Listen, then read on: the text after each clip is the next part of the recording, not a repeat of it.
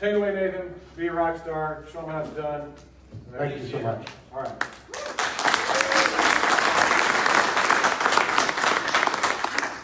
How's it going today, everybody? Enjoying it? Staying awake? Okay, so my big thing is I'm a production consultant. I help companies with their production, regardless of what it is. So, you know, I was asked to come in here and speak. Big thing that I want to ask everybody is, where do they feel their 5-star reviews start? Let's start there, okay? 5-star reviews start at sale, or does it start once you actually start working on their house? Sale? Okay. How many of you have a construction background that said at the sale? Okay. So at the sale is the customer service aspect that gets you the 5-star beginning. But if you built the roof crooked, if you built the roof where there's nails and they get a flat tire, your 5-star review goes to 0 instantly. Doesn't matter how great the salesperson was if you don't build it properly. Because now everybody on that street sees you rebuilding that roof for a second time in the same day or in the same week. So I've always said to my construction company, to anybody that I support, your 5-star review starts when production starts, because they're the ones that are your hinge point of the customer seen as a broad spectrum. You coming in the door, talking to them, saying, hi, you know, let's ink this contract. That's great. You've got to have customer service there, but to actually be visible to the whole neighborhood, that's when production's going on, right? So make it an experience. I've always said, when you're going to a customer's house as a sale, you've got to get the job done. But when you're actually delivering materials, you know, you want to make sure that the job site's proper, make sure that it's tarped, make sure that everything's done correctly. In order to do that, you make it an experience.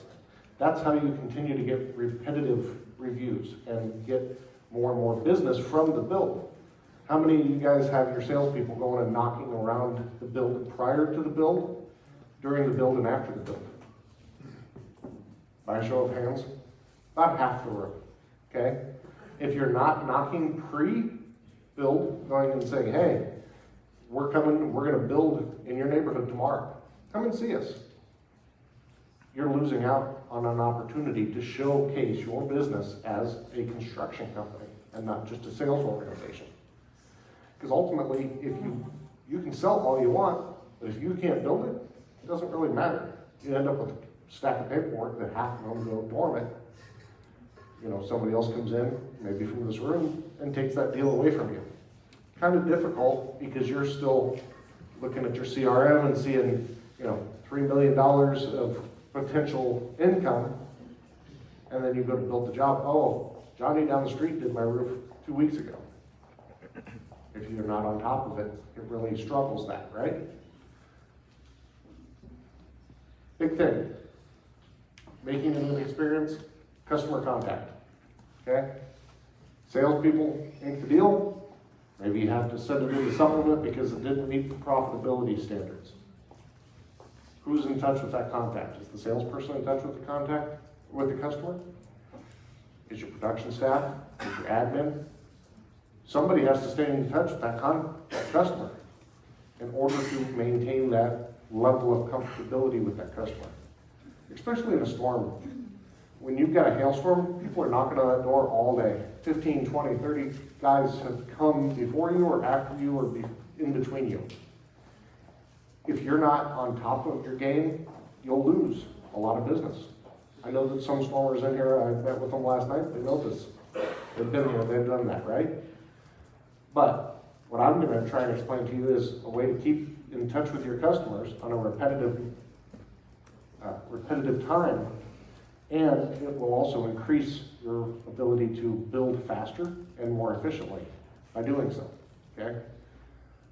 Schedule a time every 48 to 72 hours to have somebody in touch with that customer.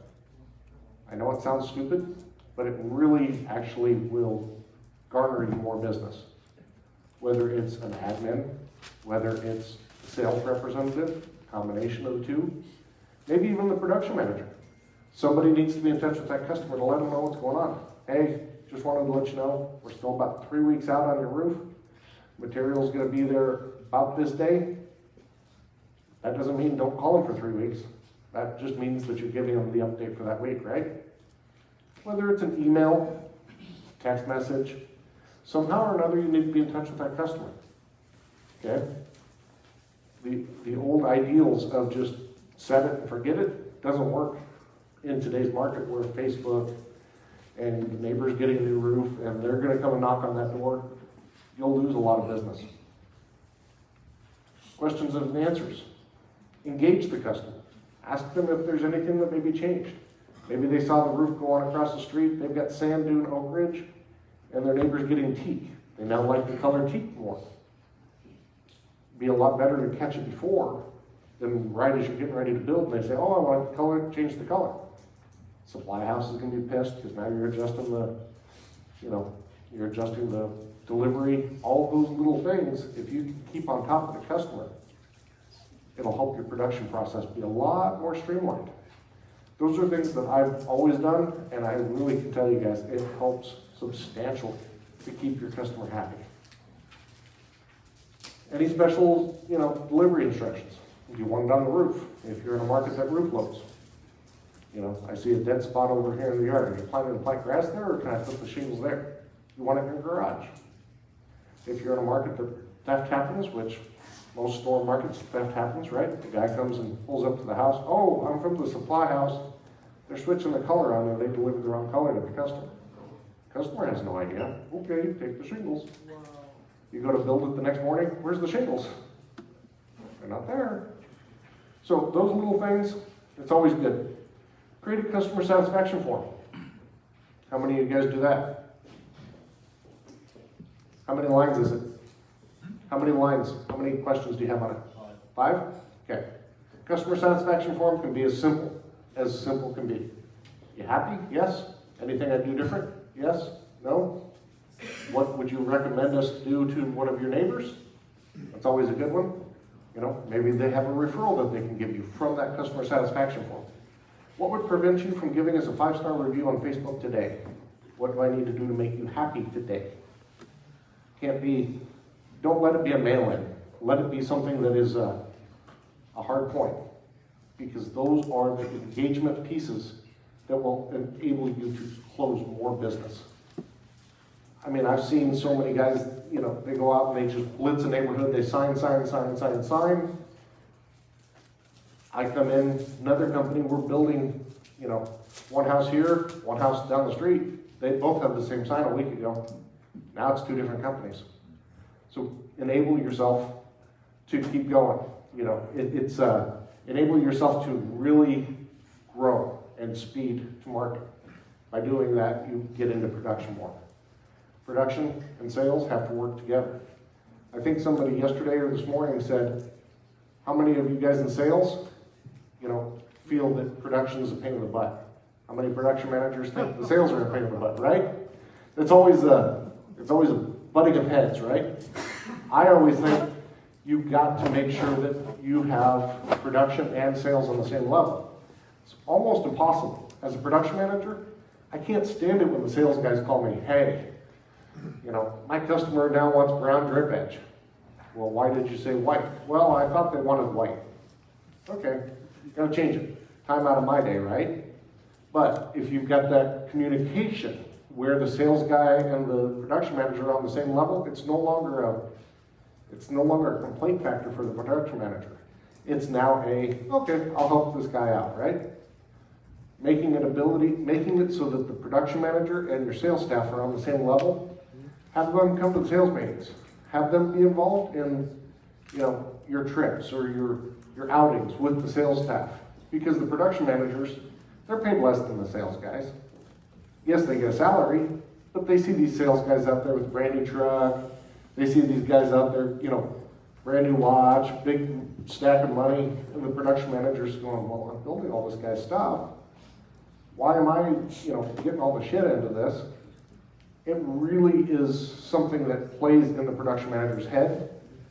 I'm not a psychology major in any way, shape, or form, but I can tell you from my standpoint, when I was a production manager, the guys that were always out there with a brand new truck and a lifted truck, they always were the biggest pains in the butt, right?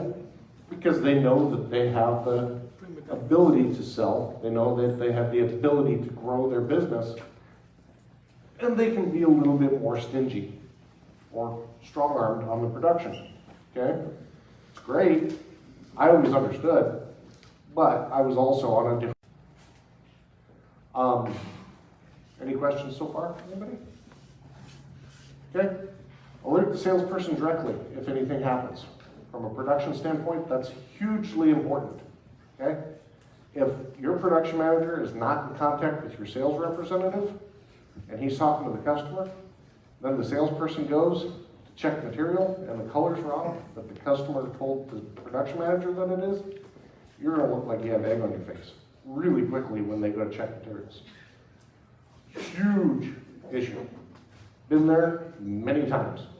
I can tell you right now, it will ultimately make your 5-star review, no matter how good you set that customer up, you're gonna have a very bad review because that customer's instantly gonna think, oh my God, something changed. They put the wrong color on. He'll go out there, it says estate gray and now it's black. He's gonna freak out because he didn't have the notification. Everybody has to be in sync. Communication is key. Podium has a great product. That makes that communication that much better. Doesn't matter what you use, but have some kind of open communication where everybody's in the know. CRMs, make sure that everybody's updating it at all times. If your production manager, your sales manager, your salesperson, the owner is not updating the files, admin, updating the files, and you don't have somebody that actually reads before they go and tell somebody one thing, and you will have a disaster, okay? And we're talking large production, guys. We're not talking 1 or 2 a day, or a week. We're talking 2 to 5 a day. If you have that kind of volume going on, you're gonna have a miserable year if communication breaks down, okay? Policies. Make sure that everybody, you set the policy as the business owner. Most business owners are former salespeople, so they think at it at a different type of situation than from a construction level. So find somebody to advise them, whether it's me or any kind, Jim, anybody that has the ability to explain business in a substantial form. Substantial meaning you have different pieces and parts that go into everything. It's not just sell it, build it, collect it. Yes, that's the main system of it, but there's 30 or 40 steps in between there. You got the supplements, you got the, how many nails does it need? You got all different things. Self-built collect is nice and simple, right? But there's also KISS, keep it simple, stupid. I'm sure everybody's heard that. Keep it simple. So make your policy so that everybody adheres. That way you can also judge everybody's performance. So performance is very hard to watch in production. Did they mess up? Yes. It's construction, there's always going to be screw-ups, right? But how big was the screw-up? Did they site the wrong house? Did they put the shingles on the wrong house? Did they tear off the neighbor's house? Those little things, it happens. Trust me, it happens. But how do you overcome it? How do you still make that 5-star review if you tore the neighbor's house off? Or a block over, it's place instead of drive. How do you keep that 5-star review without looking like crap? Well, hopefully, God forbid, maybe the house that you tore off had shingles on it already and it wasn't your company, but you just gave them a roofer for the day. That would be optimal situation if that happens. But what happens if that doesn't happen, right? What happens if the roof was already done a week ago? Well, you have to give the customer something. You're ultimately going to have to replace that roof. How do you keep a 5-star review on that? It's all about customer service. The owner needs to go out there and touch them, talk to them, get on their knees, beg, whatever it takes, right? But keep it in your line. Keep it where you guys feel comfortable. Whether it's making a telephone call to me. Hey, we just did this. What do we do? Help me. I'm here for you. We're always able to help. Have somebody that is, everybody has their strengths, right? Whether it's, I'm good at customer service, I'm good at sales, I'm good at production, I'm the behind the scenes guy, I don't want to be around customers. Whatever the case is, send somebody out there that knows what they're doing. Bless you. Experience, okay? Supplier is probably the one thing that everybody knows about. Everybody also just thinks that they'll figure it out, okay? Suppliers, Denver market this year, suppliers would forget to send us felt. We could go to a job, there'd be no felt, okay? Salespeople didn't check, or maybe the felt got stolen 99% of the time, they just didn't send it. Oh, we're out of that felt. Well, why didn't you supplement it? Send us something else. Well, we didn't think about that. Well, that's great. Luckily, we had crews that actually cared and called us and said, hey, there's no felt. Some companies, some crews would just tear off the shingles, put it over top of the old felt. So having crews that pay attention to that also helps your suppliers. But you have to keep them on their own spot. Suppliers are something that if you're not on top of them and you're not in communication with them consistently, they're in a huge moving parts situation. They're delivering, they're ordering, they're scheduling. You have to kind of help them along. So verify material. Verify always before you do anything. We had a roof 2 years ago. It got delivered for a different company to my house that I was building. Completely different name on the paperwork, wrong color. That's how it got caught. Luckily, somebody caught it. But we would have ultimately put the wrong color on this house, and it was not going to be enough shingles. The house was half the size. That's what started the whole chain of events was, hey, there's not enough shingles on this house. It's impossible. Well, the color's wrong. Oh, well, it's for a different roofing company. Go to that address where that was for. There's our shingles on that roof. Call the supplier. Well, we can download it. It's going to be 2 days. Well, we're building it today. What do you want us to do? I'm not going to go over to the neighbor's house and take all the shingles off that roof, because now they're going to call the police and think that I'm stealing their roof, right? So you end up in a logistics nightmare. So make sure that you're in communication with them. Having a good rep will ultimately make your life so much better. There's supply reps that are good, there's supply reps that are bad. A good rep will make your life easy. A bad rep will make your life hell. Doesn't matter in what shape or form you got. So being able to make them stay on top of their game, make sure that they keep you on top of yours. Clear and constant work orders. Order the same thing in every line the same way every time. Make it so that, perfect. Make it sure that shingles, whatever, choose your steps that you want to do it. Order it the same way every time. Make it so your company's more efficient, and it'll make it so your supply house has less opportunity to mess up. I see so many people that send us work orders, right? They're chicken scratch, or they're on a yellow sticky pad. I want roundwood shingles, and I want white drip edge, and I don't know how many vents. Look at the Eagle View. Well, I can't tell from the Eagle View how many vents there are. Well, I'm not getting back on that roof, so you figure it out, right? Everybody's got that sales guy, right? Look at the insurance paperwork. They did it, right? Well, I would say half the time the insurance company gives you the right vents. They give you the right pipe jacks. They give you all that stuff, right? Or they tell you it's got pipe jacks and there's none. Or they call the pipe jacks a roof vent. Or not a roof vent. HVAC cap is a pipe jack. Well, you go out there and you need a 6-inch cap and collar, and you ordered a 3-in-1. Runs to the supply houses suck for everybody, okay? Crew. Once again, consistent work orders with the crew makes it so much simpler. Talk to the crew in the morning, see if they're there. Talk to the crew in the afternoon, see if they need anything. Talk to the crew in the evening, make sure that they feel that they did their correct cleanup. spot check or check every job. Make sure that they did the consistent cleanup. Cleanup is probably the biggest headache that will always give you a one or 0-star review. Got a nail in my yard.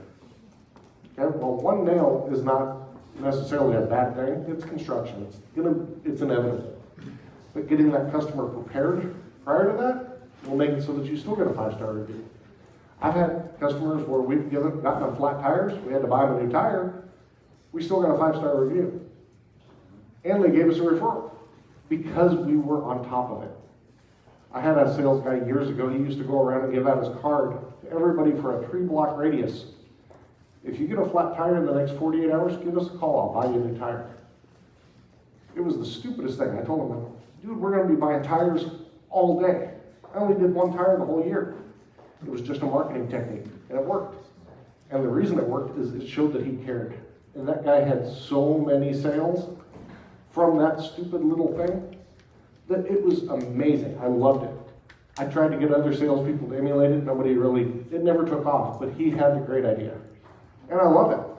Some people always look at different little tricks to get that in. His was the flat tire, give me a call. I would have never thought about it. When I was out selling roofs, I would always say, hey, if you have any debris flying in your yard, give me a call. And then I'd go and say, hey, I'd like to check your yard. It was a little windy today. But then it would bite me in the butt. Man, there was no wind. I was home all day. You don't need to go in my yard. Neighbors, ask them, always ask them. Hey, I was over doing the roof next door today. Was there anything that bothered you? Hey, they had loud music. They were smoking on the roof.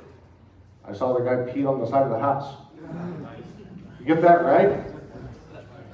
I got a telephone call, the guy was peeing in the gutter. It's like, are you kidding me? You know, peeing in the gutter. He's like, well, it was a hole. I'm like, come on, man. You know, how do you overcome that, right? How do you overcome he's peeing in the gutter, he's peeing on the side of the house. You tell him, you know, man, I'm really sorry, that looks horrible. What can I do? You know, can I buy you a steak dinner at Perry's, right? You know, what do I need to do to make it so that you're not on my Google saying, they pee on the side of people's house. You don't want that, right? But there's a way to overcome it. And it's all about how you come at it. If I hadn't asked, I would have never known. And the lady actually took a video of it, which is even more disturbing. You know, she stood there in the window and, you know, she thought it was awfully funny. I felt really bad. I think I turned bright, like every shade of red that's possible. And she thought it was even more funny than I was embarrassed about it. Luckily, she had a good sense of humor, because we could have a really bad day. Public indecency, all kinds of sexual harassment, you know, we can get there. I'm running out of time, guys. So, anything here that anybody has a question about? I got 5 minutes. Any questions? I'd like to answer some questions. I'm sure everybody has something that they want to ask. What you got? How do you manage it remotely? How do I manage it remotely? We communicate with crews via email and text and calls every day. We do all the work orders from a centralized location, and then we just communicate via phone and email all day. We ask for photos. We get photos constantly throughout the day. CRM? We have a CRM, yes, but we communicate via our phone system that we use is Grasshopper. Makes it so the whole company sees all the texts. Makes it so that there's one telephone number for the crews to call at all times. And then there's always a way that the crew can get a hold of somebody, whether, you know, I'm on the phone or, you know, Tracy's on the phone or William's on the phone or James is on the phone, whoever's on the phone, and it always will get to somebody else. That answer your question? How do you ensure quality? I ensure quality by the photos, and I rely on the company to tell me what is going on exactly. You know, somebody's on site there, they're calling me and saying, hey, this crew's doing a great job, they're talking the lines, or this crew really sucks. Why are they here? They call me and say, this crew really sucks, we're having a telephone call and that crew's not getting a job tomorrow. Who's calling? The company, the salesperson, the project manager, you know, all. Yeah, they're on the roof while it's going on usually, or, you know, stopping by after. making sure that, you know, nails aren't all over or whatever the case is.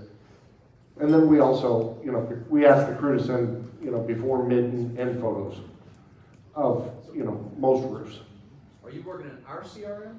No. No. I don't get into anybody else's company's CRM for logistics reasons for one, and for liability reasons of two. Last thing I want to do is have one of my staff get in there and manipulate something that overwrites something or deletes something and loses you a client or loses you information. Anybody else?